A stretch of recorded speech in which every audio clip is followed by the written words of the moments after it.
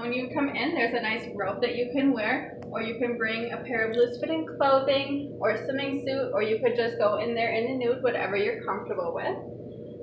So once you get in, you can kind of adjust things to personalize it to make yourself more comfortable. We have quite a few different buttons, as you can see. The one with the little art easel changes the color of the light in the back. So I usually have it filtering through all of them, but you're welcome to choose one that you'd like. The big one next to it, there's a nice light on top that you can turn on and off.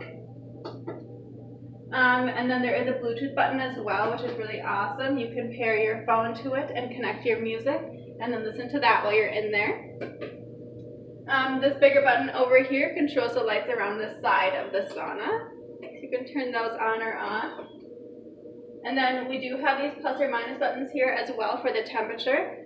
So it goes all the way up to 149.